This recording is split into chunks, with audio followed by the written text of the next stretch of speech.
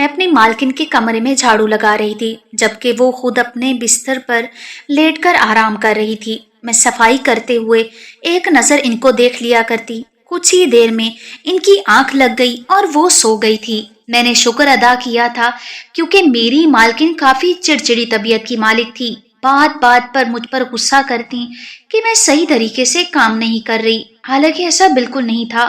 میں پورے کمرے کی مالکن کے کہنے پر 2 مرتبہ جھاڑو لگاتی تھی تاکہ وہ مجھ سے خوش رہیں اور میری تنخواہ نہ کاٹیں، لیکن میری بدقسمتی تھی کہ وہ میری ذرا سی غلطی پر مجھ سے میری ایک دن کی تنخواہ کاٹ لیتی، جس کی وجہ سے گھر میں موجود میری خالہ جو کہ میری امی کی چچا زاد تھی، میں ان کو خالہ کہہ کر بلاتی، وہ مجھے پورے دن کا کھانا نہیں دیتی تھی اور مجھے بھوکا رہنا پڑتا۔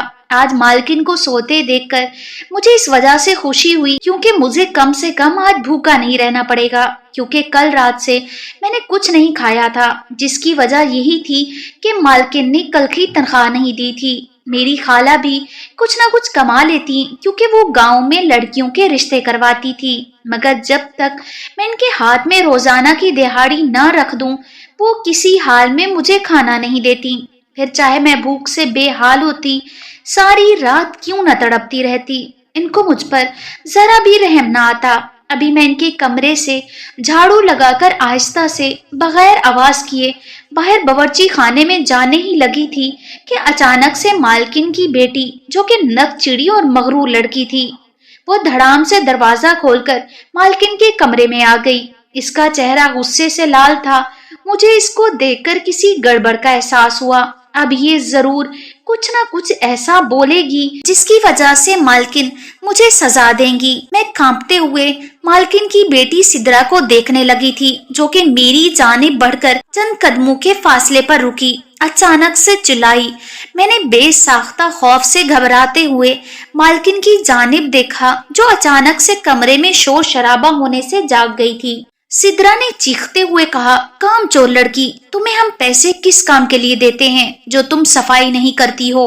اس گھر میں آ کر کہیں اپنی اوقات تو نہیں بھول جاتی کہ تم اس گھر میں معمولی سی نوکرانی ہو جس کا کام گھر کی صفائی کرنا ہے۔ میں سانس روکے اس کی بات کو سمجھنے کی کوشش کر رہی تھی کیونکہ میں نے تو صحیح سے سب صفائی کی تھی، پھر یہ کیوں مجھے ڈانٹ رہی تھی؟ میں کہنے لگی، باجی میں نے تو اچھے سے پوچھا لگایا تھا۔ مالکن بھی میرے قریب آ کر مجھے غصے سے دیکھ رہی تھی۔ مالکن کی بیٹی نے میری بات سنتے ہی مجھے تھپڑ دے مارا۔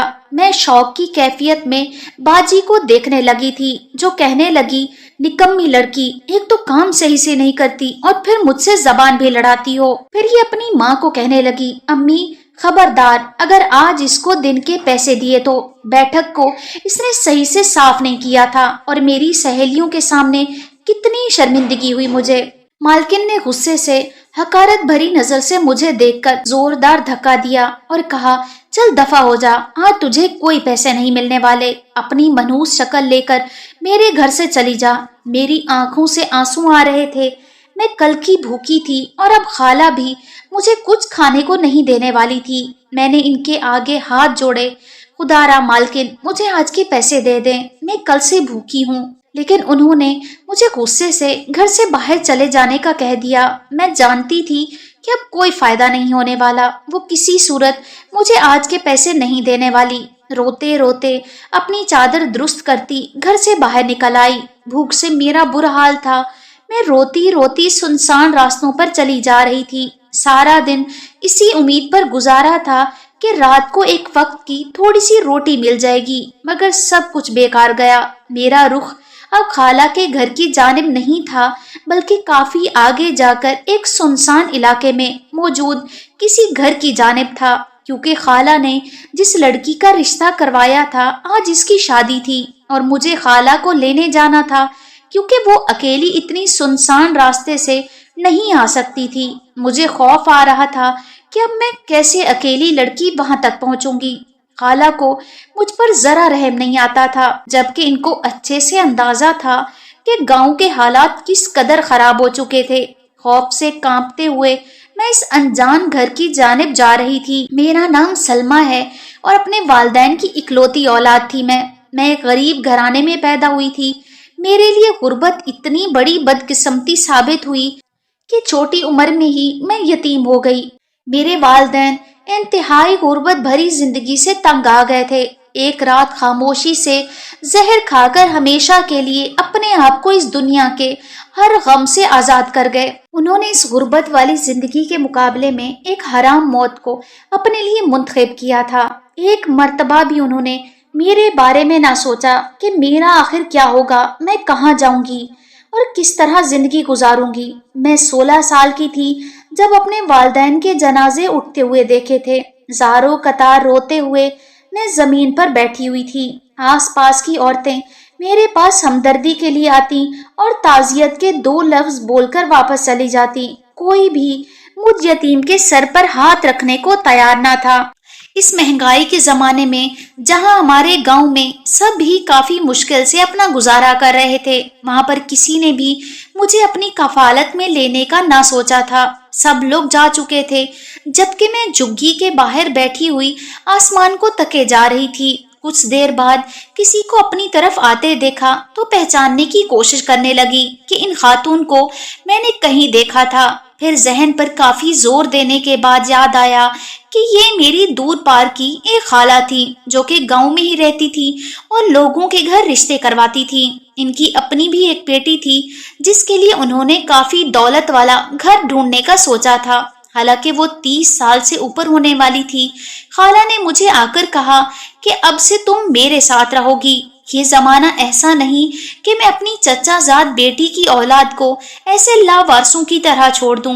میں حیرت سے ان کو دیکھنے لگی جو کہ کافی مجھ سے میٹھے لہجے میں بات کر رہی تھی، مگر نہ جانے کیوں مجھے ایسا لگا ان کی آنکھیں ان کے لہجے کا ساتھ نہیں دے رہی تھی۔ مجھے وہ کچھ عجیب لگی تھی جو کہ مصنوعی ہمدردی دکھاتے ہوئے مجھے اپنے ساتھ اپنے گھر لے آئی تھی، جو کہ 2 منزلہ مکان تھا اور اتنا بڑا بھی نہیں تھا۔ پھر کچھ ہی دنوں میں مجھے اندازہ ہو گیا تھا وہ جو اس روز میں نے ان کی آنکھوں میں عجیب سی چمک دیکھی تھی، وہ اس لیے نہ تھی کہ وہ ایک یتیم لڑکی کی کفالت کر کے خوش تھی، بلکہ ان کو میری صورت میں ایک مفت کی نوکرانی مل گئی تھی جو کہ ان کے سارے گھر کے کام کیا کرتی۔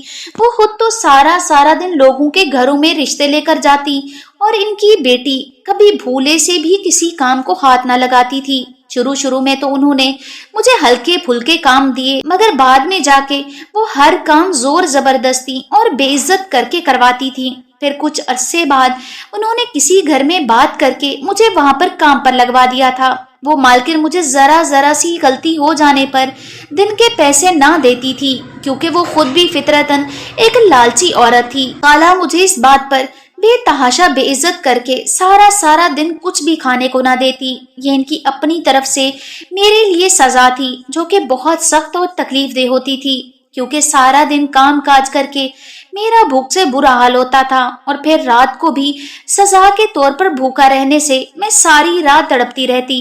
کسی کو مجھ پر رحم نہ آتا، کیونکہ میں ایک یتیم لڑکی تھی جس کا پوچھنے والا اس پوری دنیا میں کوئی نہیں تھا۔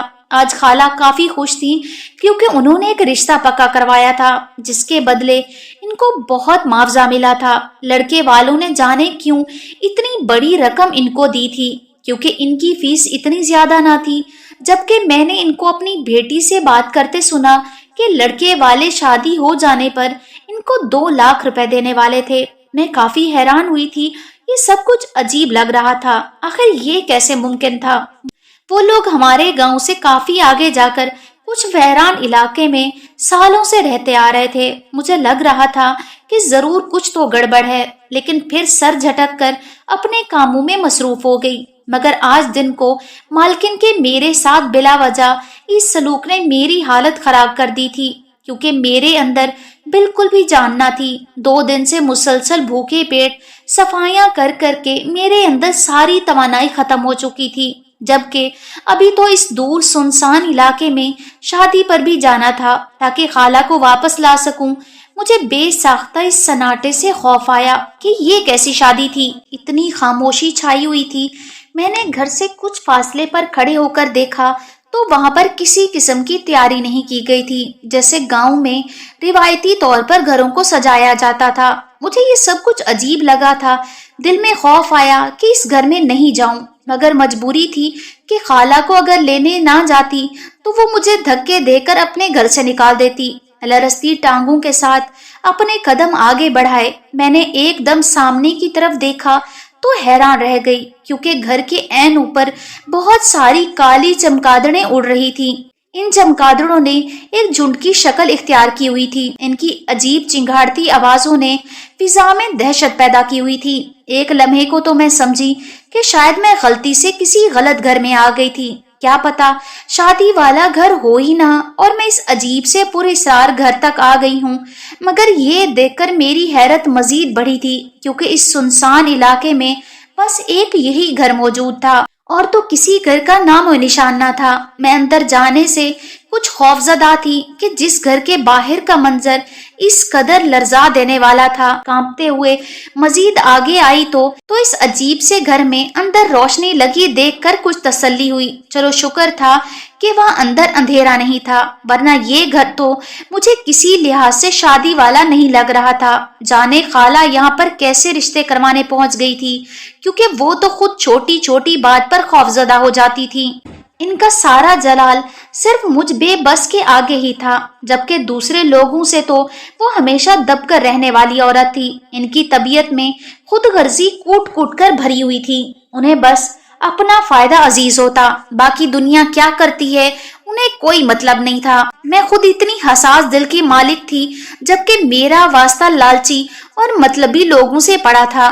میں نے اس گھر کے قریب پہنچ کر اپنے پیٹ پر ہاتھ رکھا، کیونکہ اب شدید درد ہو رہا تھا۔ مزید بھوک مجھ سے برداشت نہیں ہو رہی تھی۔ ایسا لگتا کہ اگر دوبارہ اس طرح خالی پیٹ واپسی کا راستہ چلی تو بے ہوش ہو کر گر جاؤں گی۔ ایک دم سے میرے ذہن میں ایک خیال آیا، اگر یہ شادی والا گھر تھا تو ضرور یہاں پر کچھ نہ کچھ کھانے کا انتظام کیا گیا ہوگا، کیونکہ میں نے اس گھر سے کچھ لوگوں کو باہر نکل کر پھر اندر جاتے دیکھا تھا، جس کا واضح مطلب تھا کہ یہاں پر کھانا زیادہ تعداد میں بنایا گیا تھا۔ گاؤں میں تو شادیوں پر دیگیں پکائی جاتی تھی۔ ابھی میں یہ سب سوچ ہی رہی تھی کہ اچانک سے ایک چھوٹی سی ریڑھی لائی گئی، جس میں کھانے کی دیگیں پڑی ہوئی تھی، جس سے کھانے کی لذیذ ترین خوشبو آ رہی تھی۔ ایک دم سے کھانے کی خوشبو سے میرے منہ میں پانی آ گیا تھا۔ میں نے دیکھا کہ کچھ آدمی وہ دیگیں اتار کر ان کو گھر کی پچھلی طرف لے کر جا رہے تھے۔ ان میں سے ایک آدمی کی آواز آئی، جو کہ یقیناً سارا انتظام سنبھال رہا تھا، یہ کھانا اندر ایک طرف بڑے حال نما کمرے میں لگایا جائے۔ میرے کان ایک دم سے کھڑے ہو گئے تھے۔ میں نے سوچا کہ اب یہاں پر آ ہی گئی تھی تو کچھ نہ کچھ کھا کر ہی جاؤں گی۔ میں نے اپنی چادر کا پلو اپنے چہرے کے آگے سرکایا اور آہستہ سے اس حال نما کمرے کی جانب جانے لگی جہاں پر کھانا لگایا جا رہا تھا۔ میری کوشش تھی کہ کسی کے نظر میں آئے بغیر میں ایک پلیٹ بھر کے چاول کھا لوں۔ ایک عرصہ ہو گیا تھا چاول میں نے نہیں کھائے تھے، کیونکہ خالہ بس ایک سوکھی روٹی دیا کرتی تھی، وہ بھی تب جب میں ان کو دن کے کام کے پیسے دیتی تھی۔ میں نے احتیاط سے ادھر ادھر دیکھا اور اس کام کرنے والے آدمی کو کمرے سے نکلتے ہوئے دیکھا تو ایک جھٹکے سے ساتھ میز پر پڑی ہوئی پلیٹ اٹھائی اور بغیر ایک بھی لمحہ ضائع کیے اس میں چاول ڈالے اور جلدی سے ادھر ادھر دیکھتے ہوئے ایک طرف میز کے قریب کونے میں بیٹھ کر کھانا کھانے لگی۔ 2 منٹ سے بھی کم وقت میں ساری پلیٹ ختم ہو چکی تھی۔ میری آنکھوں میں شکر کے احساس سے نمی آ گئی تھی، کیونکہ اللہ نے میری سن لی تھی اور میری بھوک سے تڑپتے پیٹ کو قرار آ گیا تھا۔ میرا بھی تھوڑا اور بھی کھانے کا دل تھا، تو اسی لیے دوبارہ سے اپنے آس پاس کا جائزہ لیتے ہوئے مزید چاول ڈالنے ہی لگی تھی کہ اچانک سے میری کلائی کسی نے پکڑ لی تھی۔ میں ایک دم سے خوف زدہ ہو گئی، چہرہ زرد پڑ گیا تھا اور ہاتھ بھی کانپ رہے تھے۔ میں نے آنکھیں زور سے بند کر لی۔ اپنی چوری پکڑے جانے کے ڈر سے مجھے بے حد خوف آ رہا تھا۔ نہ جانے کون تھا اس پرائے گھر میں شادی کا کھانا چوری کر کے کھاتے ہوئے پکڑ لیا تھا۔ یہاں کیا کر رہی ہو سلمہ؟ میں نے تمہیں کہا تھا کہ جب اس جگہ پہنچو تو سیدھا میری طرف آنا، اور تم آتے ہی یہاں پر بھوکے کتوں کی طرح کھانے پر ٹوٹ پڑی ہو۔ میری عزت کو 2 کوڑی میں ملانے کا ارادہ ہے کیا تمہارا لڑکی؟ خالہ کی دبی دبی آواز میں بولے گئے زہریلے الفاظ سن کر ایک جھٹکے سے میں نے اپنی آنکھیں کھولی اور شوق کی کیفیت میں چہرہ موڑ کر خالہ کو دیکھا، جو کہ میرا چہرہ ڈھکا ہونے کے باوجود मेरी मखसूस काले रंग की पुरानी चादर से मुझे पहचान कर यहाँ मेरे पास आई थी और मुझे खाना चोरी करके खाते देखकर आग बगोला हो गई थी। मैं खाला की बात सुनकर कांपने लगी थी। ना जाने अब वो मेरे साथ कैसा सलूक करने वाली हैं। मैंने खौफ से कांपते हुए इनसे कहा, खाला मैं बहुत ज्यादा भूख महसूस कर रही थी, अगर ये ना खाती तो यकीनन बेहोश हो जाती। मेरी बात सुनकर उन्होंने नफरत से सर झटका था। नहीं मरती तुम, काफी सख्त जान हो। अपने वालिदैन को इतनी छोटी उम्र में खुदकुशी करते देखकर ना मरी तो जरा सी भूख तुम्हारा कुछ नहीं बिगाड़ सकती। अपनी खाला के ऐसे अल्फाज सुनकर मेरी आंखों में आंसू आ गए थे।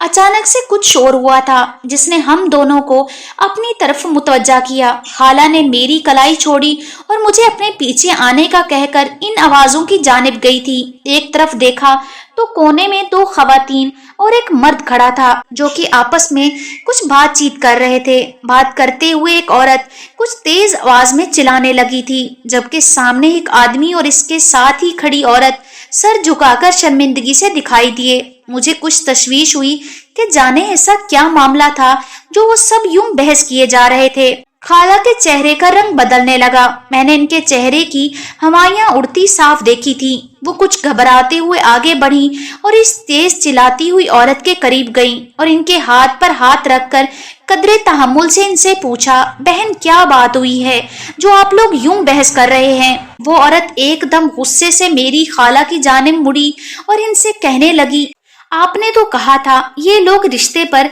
दिल से रजामंद हुए थे और लड़की की पूरी रजा के साथ ये रिश्ता हुआ है, तभी हम लोगों ने बात आगे बढ़ाई थी। अब जब सारे मेहमान बाहर जमा हैं और निकाह होने वाला है तो ये लोग कह रहे हैं कि इनकी बेटी कमरे से गायब है और वो एक खत छोड़ गई है कि वो इस रिश्ते पर राजी ना थी बल्कि अपने वालिदैन की जबरदस्ती करने पर हामी भरी थी। अब बताएं मुझे, जब वो लड़की भाग चुकी है तो हम अपने बेटे की शादी किससे करवाएंगे? सारे गांव में कितनी बदनामी होगी हमारी। इसके अलावा जो आधी रकम आपको रिश्ता करवाने की एडवांस दी थी मुझे अब वो वापस चाहिए। मैं ये इंकशाफ सुनकर हैरान रह गई थी कि दुल्हन शादी से भाग चुकी थी, जबकि खाला को देखा तो इनके चेहरे का रंग इंतहाई पीला पड़ चुका था। वो जो रकम उन्होंने एडवांस ली थी इनमें से वो माँ बेटी काफी ज्यादा इस्तेमाल कर चुकी थी। अब इतनी बड़ी रकम की भरपाई कैसे मुमकिन थी? मैं खामोशी से ये तमाशा देखने लगी।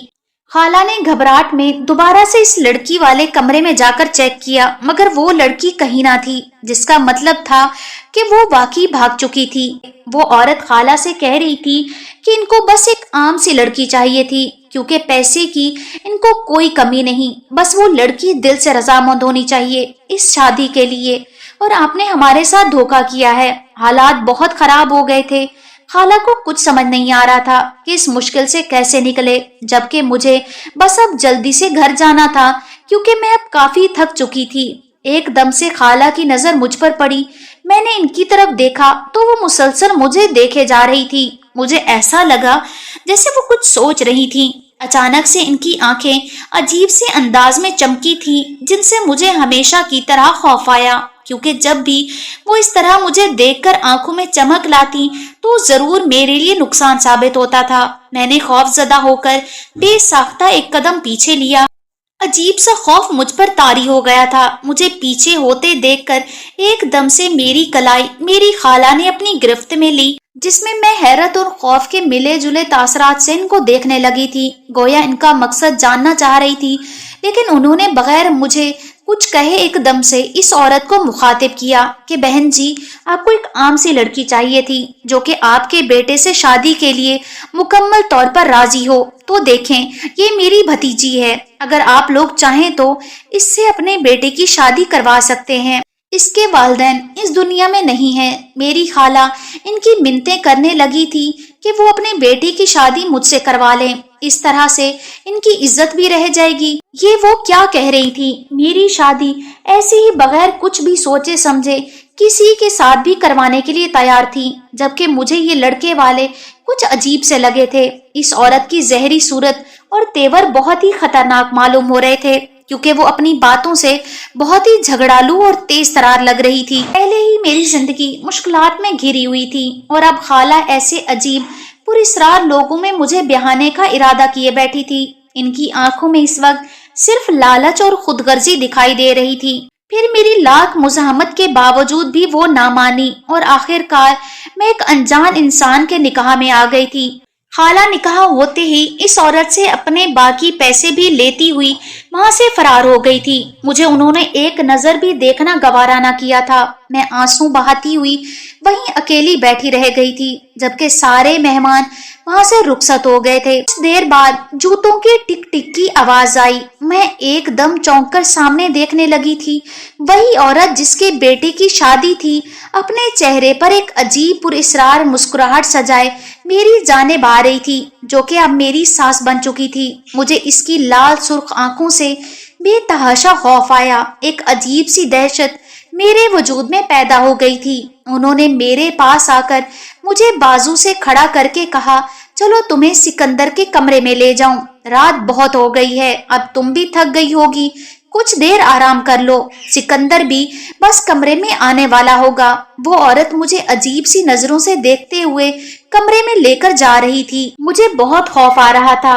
एहतियात से मुझे बिस्तर पर बिठाते हुए वो चली गई। मैंने डरते डरते कमरे में इधर उधर नजर दौड़ाई। बिल्कुल सादा सा कमरा था, जरा भी सजावट ना की गई थी। ऐसा लगता ही नहीं था कि किसी की शादी थी, क्योंकि दूल्हे के कमरे को काफी सजाया जाता था, मगर यहाँ तो अजीब सा समा था। इस कमरे में हर चीज काले रंग की थी, बिस्तर की चादर से लेकर खिड़की पर लगे पर्दों तक। मैं अपने शौहर का इंतजार कर रही थी, जो कि काफी वक्त गुजरने के बावजूद अभी तक नहीं आया था। मेरी कमर बिल्कुल अकड़ गई थी। अचानक से मेरी निगाह कमरे से बाहर आसमान की जानिब गई तो मैं हैरान रह गई, क्योंकि बाहर बहुत तेज तूफान आया था। ऐसा लग रहा था कि आंधी आई हो और काले स्याह बादलों ने आसमान को अपनी लपेट में रखा था। एकदम से बादल जोरदार अंदाज में गरजे। मैं अपनी जगह से खौफ से उछली थी, कानों पर हाथ रख लिया था। तेज हवा कमरे के अंदर भी आ रही थी, क्योंकि खिड़की खुली हुई थी। बेसाख्ता मैं अपनी जगह से उठी, क्योंकि इस अंधेरे तूफान से मुझे हमेशा ही बहुत खौफ आता था। मैं डरते डरते खिड़की की जानिब गई। एकदम से मेरी तेज चीख फिजा में बुलंद हुई और मैं डर के मारे पीछे जमीन पर जा गिरी थी। खौफ से चेहरा सफेद पड़ गया था, क्योंकि सामने दो भयानक चमगादड़ें अपने डरा देने वाली आवाजें निकालते हुए कमरे में दाखिल हुई और मेरे सर के ऊपर आकर उड़ने लगी थी। मैं थर थर कांपती अपने सर पर हाथ रखे मुंह घुटनों में देकर बैठ गई। मैं दिल ही दिल में दुआ करने लगी, मेरा शौहर कमरे में जल्दी से आ जाए ताकि इन चमगादड़ों से मेरी जान छूट जाए, मगर कोई ना आया। मैंने नजर उठाकर इन खौफनाक चमगादड़ों को देखना चाहा तो वो ऊपर ही उड़ती हुई अपनी लाल सुर्ख आंखों से मुझे देख रही थी। एकदम जोरदार आवाज से दरवाजा खुला था। मैंने फौरन पीछे मुड़कर देखा तो